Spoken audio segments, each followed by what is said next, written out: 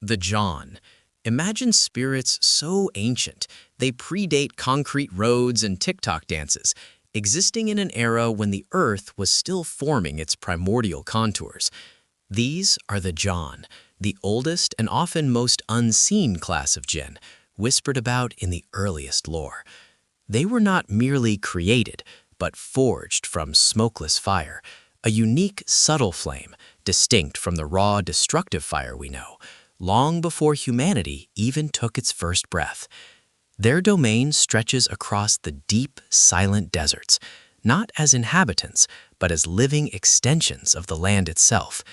They are the original master architects of illusion, capable of bending perception with a mere thought, weaving mirages so profound they can reshape reality in the minds of travelers, making mountains vanish or conjuring ancient cities where only sand dunes should be.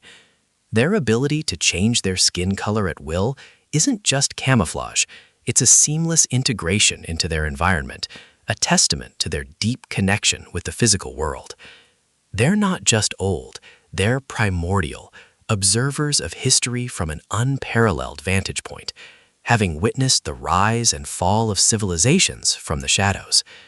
Unlike later, more active Jinn, the Jinn often prefer profound solitude, blending invisibly into the harsh, forgotten landscapes, their immense age endowing them with a near-infinite patience. While they occasionally interact with humans, their motivations are enigmatic, and they rarely reveal the true depths of their power. Their influence is less about grand, overt schemes and more about subtle, almost imperceptible nudges, an ancient whisper in the desert wind that makes you question your own eyes, a fleeting shadow that makes you doubt your sanity. They are the quiet sentinels of the ancient world, their secrets as vast and unknowable as the deserts they call home. The Ifrit. Now imagine a creature of pure, raw, unholy flame. Not just fire, but a molten, infernal power, hotter than any forge and brighter than any star. These are the Ifrit, among the strongest, most feared, and undeniably malevolent of Jinn. Their very being crackles with energy, often described as towering winged behemoths whose forms are wreathed in smoke and cinder, eyes glowing like embers in the darkest night. They are strongly associated with death, the subterranean realms, and the ruins of forgotten empires, where their destructive power can be unleashed without restraint. Unlike some Jinn who might tempt or mislead with subtle deceptions, Ifrit are about brute force, overwhelming power, and a cunning born of malice, capable of immense, catastrophic destruction. They are the Jinn mentioned in ancient texts and sacred scriptures, famed for their titanic strength, so fierce and rebellious that even the legendary King Solomon, empowered by divine might, had to bind them to his will.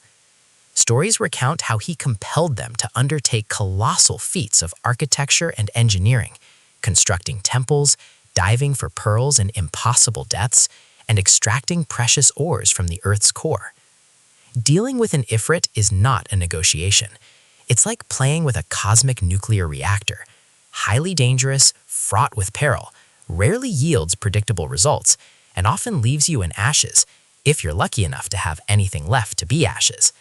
Their presence is a force of nature, a terrifying reminder of the destructive potential that lurks beneath the surface of the world. The Merid. Imagine a genie, but if that genie was also a hurricane wrapped in ancient, inscrutable wisdom, born from the very depths of the ocean. These are the Merid, a class of Jinn often associated with the boundless oceans, the violent fury of storms, deep abyssal wells, and the untamed power of water itself. They are profoundly proud, fiercely rebellious, and possess an incredible degree of power, even considered by some accounts to be mightier than the destructive Ifrit. While popular stories might portray them as wish-granters, that portrayal is a profound simplification. They do not act out of kindness or benevolence. Instead, their actions are driven by their immense knowledge of magic and the arcane, combined with an ego as vast as the seas they inhabit. A Merid doesn't grant wishes. They make elaborate, often treacherous deals, and you better believe the fine print is written in cosmic fire, designed to ensnare and exploit the unwary. Their pride means they are incredibly difficult to control, resisting even powerful sorcerers, and they are notoriously quick to anger, unleashing the raw force of nature upon those who disrespect them. They are said to guard immense treasures in sunken cities or at the bottom of the deepest trenches, and their forms are often majestic, with features that hint at their aquatic dominion, perhaps scaled skin, webbed hands, or eyes that reflect the ocean's depths. To encounter a Merid is to face a being of immense power and intellect, whose capriciousness can be as deadly as any storm. The Ghoul. Imagine a nightmare that doesn't just haunt your dreams, but walks out of the very dirt and dust of forgotten places. These are the Ghouls, a sinister class of shape-shifting Jinn often found lurking in desolate graveyards, ancient ruins, and remote, forsaken places, always preying on unwary travelers. Their cunning allows them to appear as deceptively attractive humans, often travelers in distress or beautiful women, to lure victims into their clutches. But their true form is horrifying and monstrous, a grotesque display of sharp claws, glowing, malevolent eyes, and an insatiable bestial hunger that gnaws at their very core. Ghouls aren't just malicious, they are cannibalistic, their existence fueled by the gruesome feast of human flesh, often desecrating graves to feed on the dead and readily hunting the living. Originating from ancient Arabian folklore, the Arabic word ghoul itself means to seize or to capture, reflecting their predatory nature. They embody the primal fear of the unknown in lonely, forgotten places, turning human despair, exhaustion, and hunger into their twisted feast. Their intelligence is not to be underestimated. They are not mindless beasts, but cunning hunters who know how to play on human vulnerabilities. You wander into their territory, stumble upon their hunting grounds, and you quickly become part of the menu, a terrifying end to any journey. The Sila.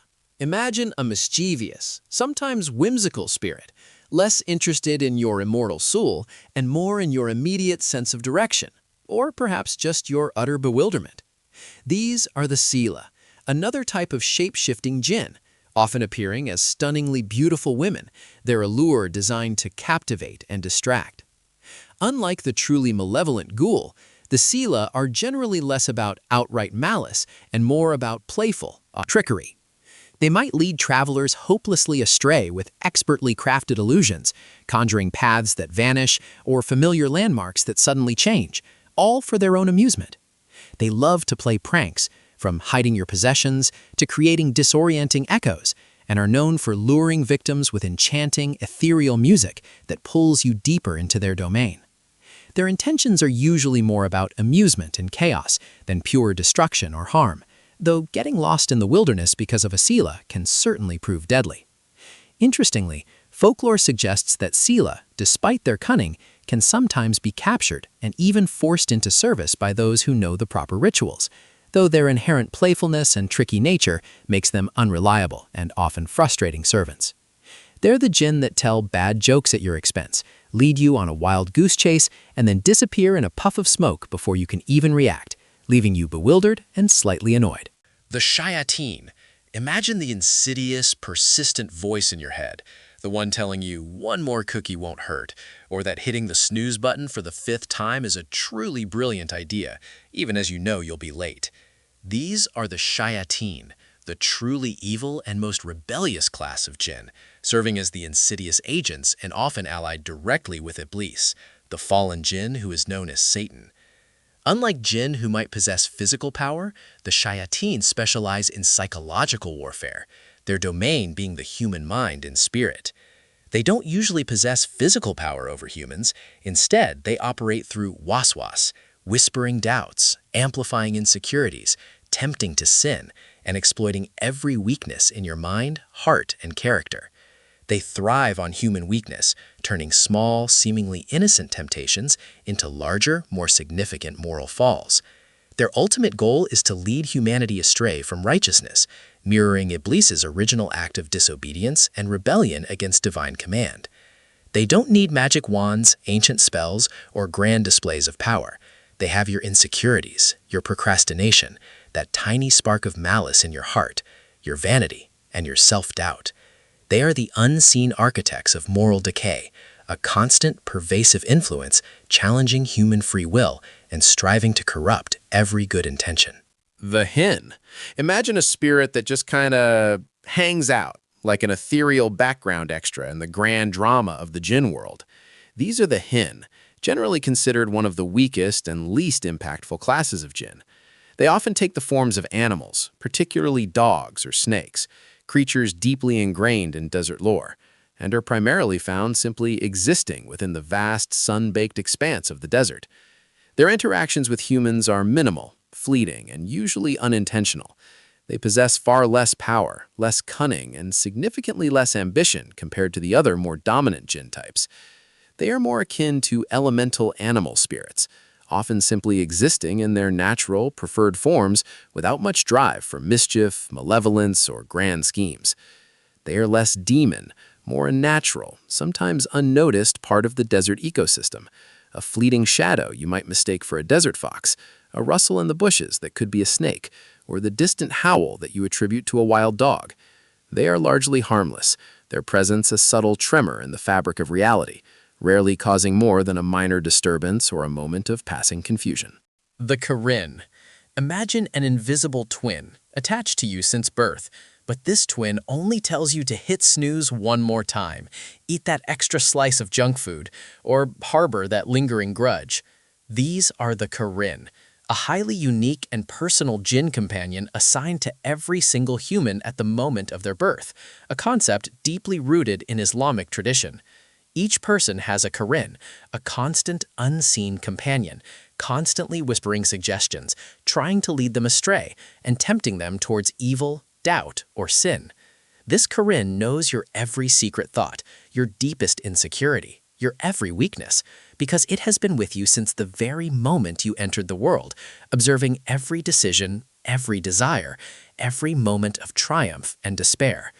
While some interpretations suggest a righteous human's Corinne can be subdued or even become a source of protection through faith, their primary psychological challenge, a constant, lifelong test of your willpower, your resolve, and your faith.